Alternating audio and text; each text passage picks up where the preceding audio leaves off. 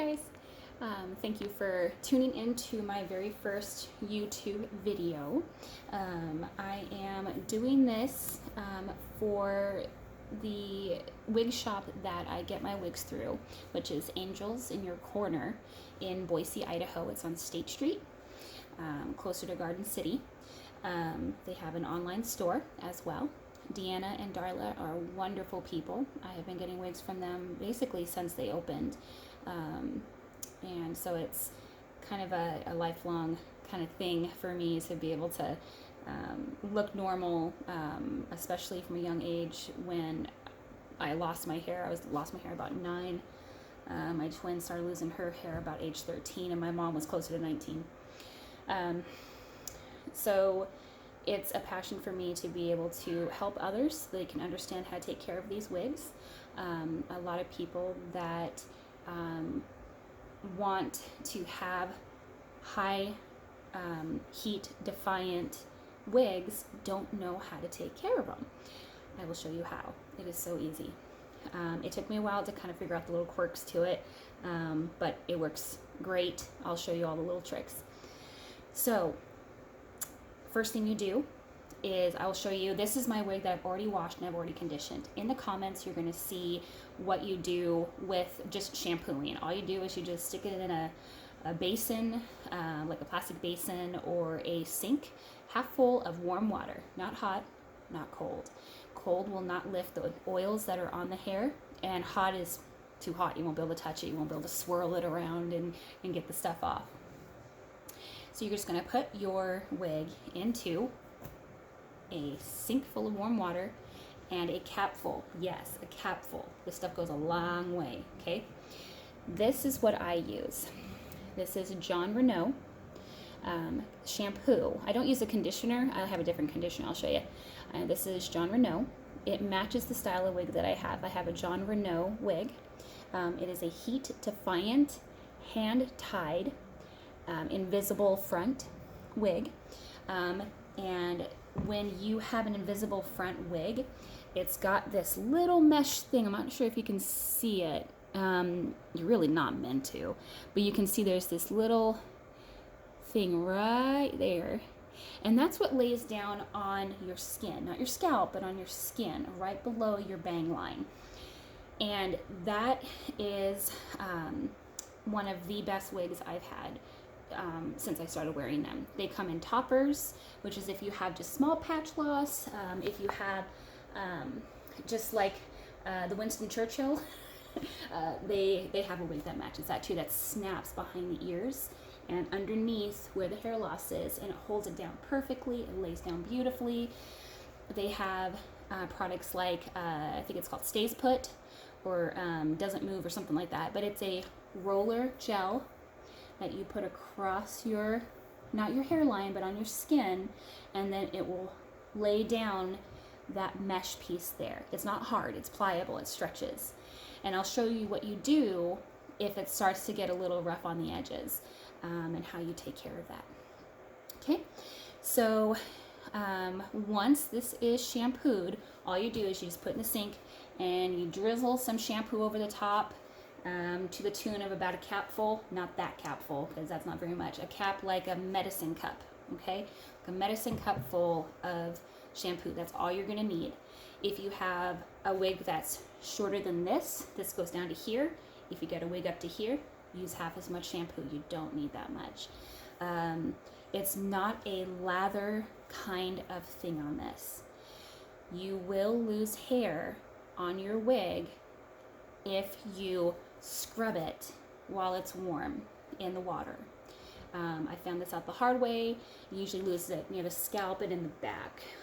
Kind of seems to be the weak points on any wig. It's just right where it's inserted into the mesh netting. So to prevent that, all you do is just take claw and you put it in your wig and just kind of like you're going to ruffle your hair and just kind of make it bigger and everything. You're just going to do this, okay? Just going to just like that. It's going to lift, it's going to jostle all that oil. It's going to lift it to the surface of the water. You're just going to lift your wig out of there and drain the water. That's it. It takes 2 minutes to do the washing. For the conditioner, same thing. I use Brandywine. You don't have to use Brandywine. This is just what I find that I like. It holds conditioner better, or it holds a condition better on this type of synthetic hair. I do not know how it holds up. Yep, it's for natural hair too. I don't know how it holds up on natural hair. I've never had one. But I also live in southern Idaho. Southern Idaho has very low humidity and very high heat, dry heat. So if you live in places like Southern California and you live in Nevada, Arizona, Texas, Alabama, those kind of places, you're going to have to use a little bit of a heavier conditioner. So I just take, now this one I do a cap full on. That's just a little bit, like a medicine cup. Same thing. Same thing you dose yourself with. So put a cap full in there, into the sink, fresh sink full of warm water, with a cap full of this, and you're just going to do the same thing. You're just going to run your fingers, just kind of push into it and just like that, okay? Pay attention to the top here to get it nice and conditioned, especially if you want it to have a bit more of a fullness at the top, and you wouldn't think that a conditioner would allow it to have more fluff at the top, but it does. A wig that is well taken care of will give you the fluff and style that you need. So I have washed mine, and I always set up here on the floor on my yoga mat because that's where the plug-in is for all of my styling supplies. So I don't use anything different. There's no wig styler. It's whatever you can find at Walmart. So this, I use the Remington cheapo flat iron. I would highly suggest, if you can, to find one that has a screen on it that tells you how hot it is. These can go up to, I think, like 350, 400 degrees. If you don't have a flat iron or cannot find one that has a setting on it, you can tell the temperature, just put it on the lowest setting. The lowest setting will take care of this. It doesn't take a lot of heat to take care of this. And I screwed up one time and used like 450 degrees heat and like took off a piece. Now this one was about 8 years ago. My bad. And so you only need like the lowest heat. This is as low as this one goes, and it's perfect. 310 degrees works great for this. So we use it. And then afterwards, we use a styling wand. Just your usual styling wand that got real popular with the millennials. Oh, probably about 10, 15 years ago. And I'll show you how to use this too. If you have kids, I would highly suggest you do this when they're napping, when they're at school, unless they understand that there's a lot of heat going on here. I've unfortunately had a kid and a pet get burned, so we want to be very, very, very, very careful with this. Okay, let's do this. This is actually very easy to do. It takes about an hour for me to do a wig that is this long. I can curl it so it's about this long. And I find that sitting here, flat ironing your wig and curling it, which while it only takes an hour, sometimes an hour and a half, gets really boring. Throw on a movie. Go throw on a movie. Do that. Get yourself a glass of wine. Do whatever you want. This is fun. This is great. And you're trying to make yourself feel comfortable and normal and beautiful, and you're all beautiful. I mean, you're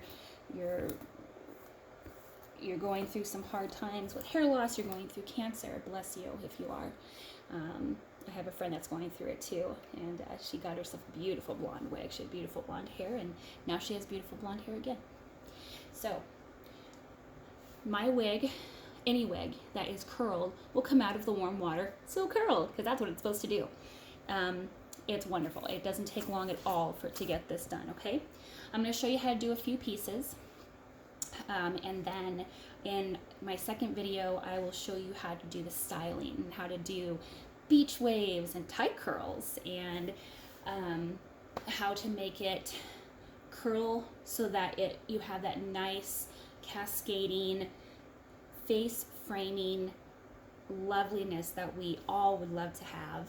And you're gonna look like a movie star, because you just are. Your hair is shiny and beautiful, and it's perfect in the sunlight. If you're like me, red hair wig gets you lots and lots and lots of compliments because it's just, people take you more seriously as a redhead. I never was a redhead. My mother was. I wasn't. So I will show you how to straighten this real quick. Won't take long.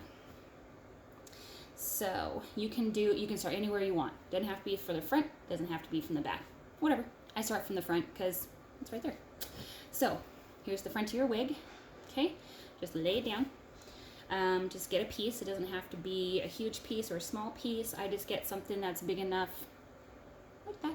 Okay, and my curling iron is warmed, or my flat iron is warmed up. Okay, all I'm gonna do, just start from the top. You're gonna hear it sizzle. Sizzling is fine. It's gonna sizzle more towards the bottom.